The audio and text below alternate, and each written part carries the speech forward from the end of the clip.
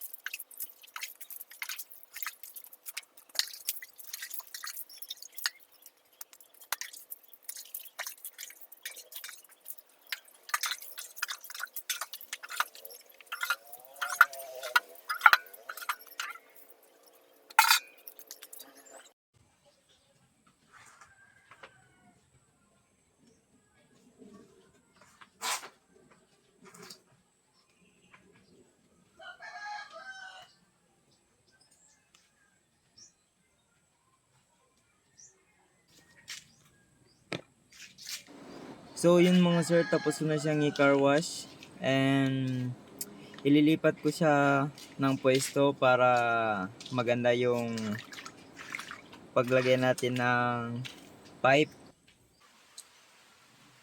So what is up mga sir? Ayun, kakatapos ko lang mag-car wash, tapos umulan na naman. Ganda ng buhay. Bali, okay lang naman sir kahit na umulan. Hindi ko naman din ilalabas kasi wala naman akong lakad ngayon. So, tuturo ko na lang kung paano ang tamang pagkabit at pagtanggal ng auto sensor ng Rider Fi. Kasama na rin ng pipe. Ito mga sir. Ayan. Kung makikita nyo mga sir, sobrang laki ng tip niya. Ang bunganga niya. AUN nga pala ito mga sir. AUN pipe. Bali,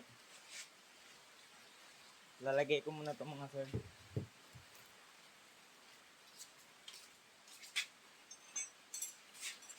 Ang kailangan nyo lang dito na tools mga sir is 17 saka 12. Yun lang. 17 at saka 12. So, umpisa na natin mga sir.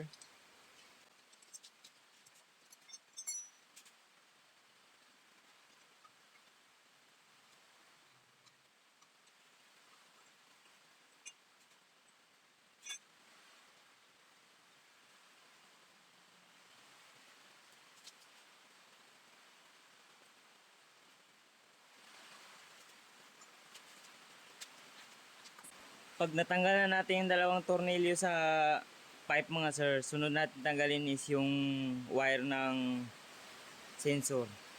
Saka natin tatanggalin yung doon na part.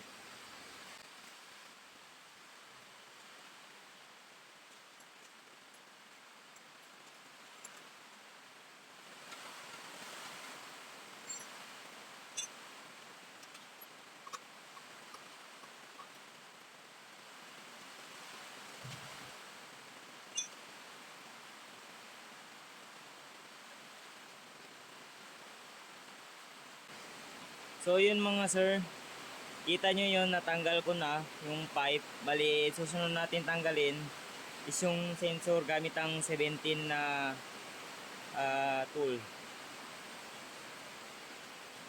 Kailangan maingat tayo dyan mga sir kasi madali yan siya ma-loose thread. Then dapat kung ibabalik nyo yan siya, hindi masyadong maigpit, hindi rin masyadong maluwag, yung tama-tama lang.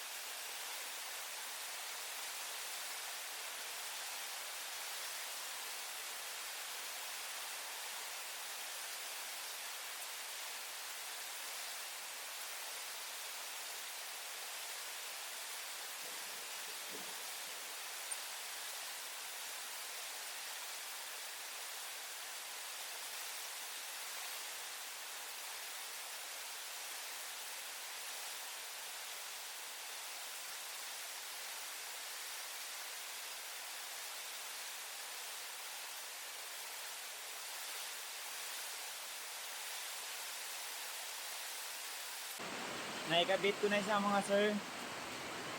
Bali ito, gaya ng sabi ko kanina mga sir, dapat tama-tama lang yung higpit niyan at saka yun, yung dalawa. Then ititest natin yung andar niya mga sir kahit na maulan.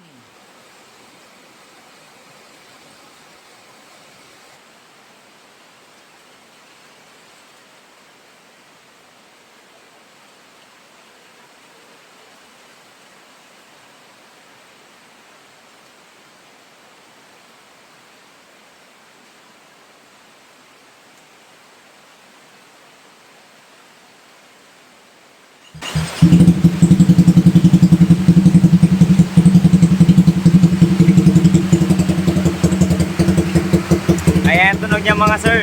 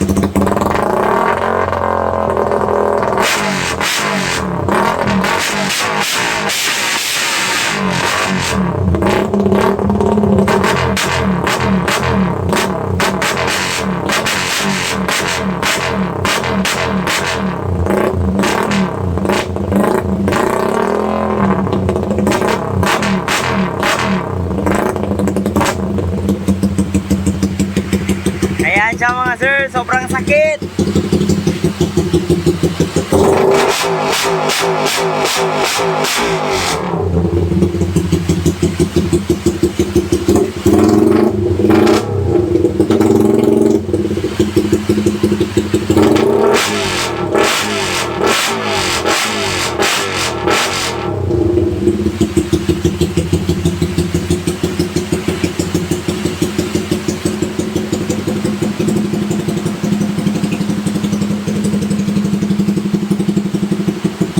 Ayun. So, yan yung tunog niya mga sir. Hindi masyado siguro rinig kasi sobrang lakas talaga ng ulan mga sir.